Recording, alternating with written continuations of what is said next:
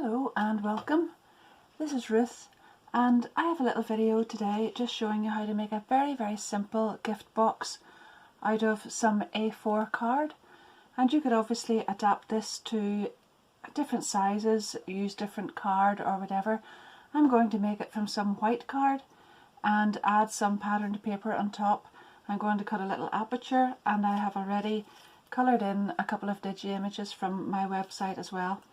So let's get started. I've taken an A4 sheet of card and I have marked that in at 5.5 centimetres on both sides from the top and at the bottom here, and I have gone down 11 centimetres, so this is 5.5 by 11, and I've done that on the four corners and just cut those off. So there's how it was, and I've cut those off.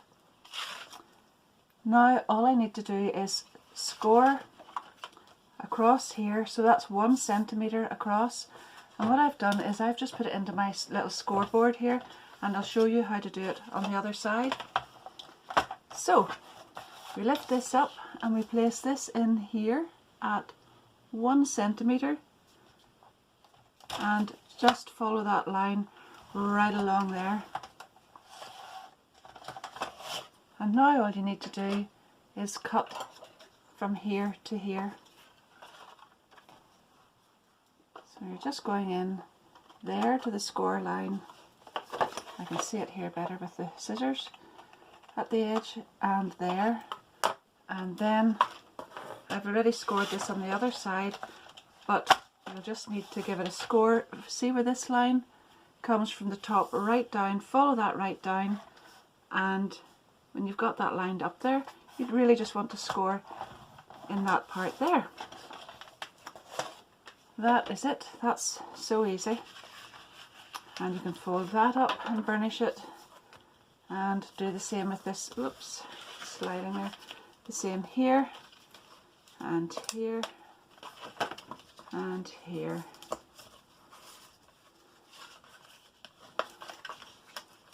Like that.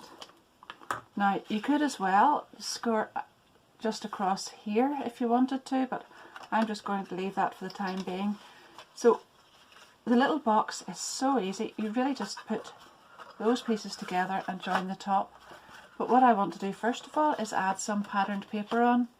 Now I've cut some pieces here. I've got two of them cut for the back and the front. So the little side pieces measure 5 centimetres by 5 centimetres, and you can go ahead and glue those in. And then the larger pieces for the back and the front measure 9.5 centimetres by 11.5.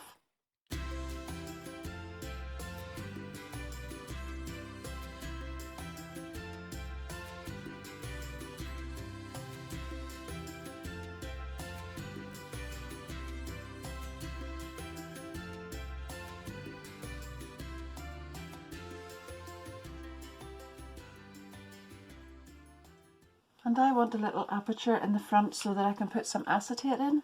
So I'm going to have to remember that there will be a little piece up here where I'm going to add the ribbon to hold the box together. So rather than put this right in the centre and have that in the road, I'm just going to move it down here actually. Use the smaller die. So this one will measure 5 3/4 centimetres across, and then this one will be 6 3/4.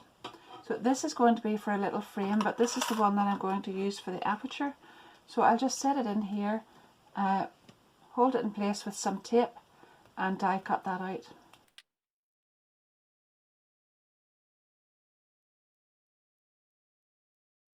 So that's the aperture that I've cut in the front there, and I have got some acetate here, and this measures 9 centimetres by 9 centimetres, and I've just put some high-tack tape on the edge of that, and then I can put this on here.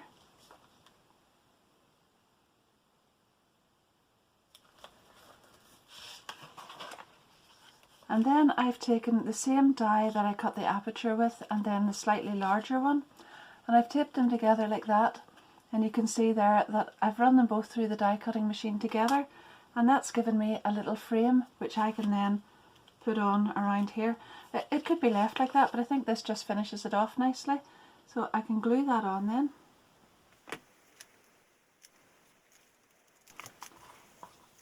Now, this is the Clematis Montana digi-image from my website, Ruth Hamilton Design, and I have printed that out twice in a size that would fit on here, and I have already coloured it in with alcohol markers in beautiful pink.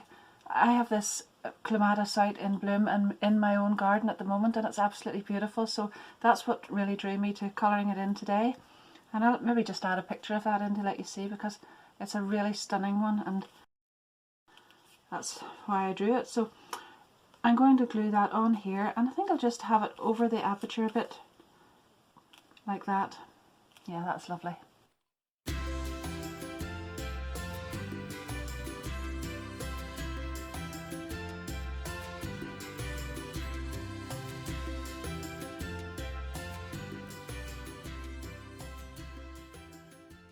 And now all I need to do is put glue on these little tabs and attach them to the back and the front of the box. You could use glue or you could use high-tack tape, just whichever you prefer. So with the holes punched in that, all I need to do now to close that is add a little length of ribbon. So I've cut a length of ribbon and looped it over, and I'm going to put it through the front to the back, and then we'll just put this through here, and that way it closes the box up like that, and you can add a little bow or whatever onto it. And that's it finished. So that was really simple. You can change the dimensions of this and make it whatever size you like, but the basic shape would be the same. You're folding the sides in just to make this little box here, and then this part folds over at the top. And you could, as I say, score a little line across there if you want, and keep the paper down from that and add that as your little closure. You could add magnets to that. This is the simple form of the box, but you could change it to any way you like. And obviously you could add die cuts or whatever here, but that's my Clematis Montana. As I said, there are lots more digi images over on the website if you'd like to have a look over there. So don't forget to let me know what you think of this. And if you do like it, don't forget to give the video a little thumbs up, that always helps.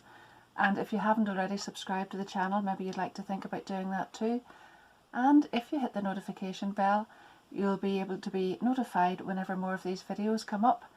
At the moment, what I'm aiming to do is have a non-brand specific video with either a different card fold or a little gift box or whatever like this, something simple but attractive, on a Friday at 5 p.m.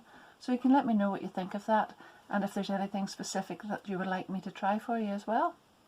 And in the meantime, thank you very much once again for joining me, and I hope to see you soon.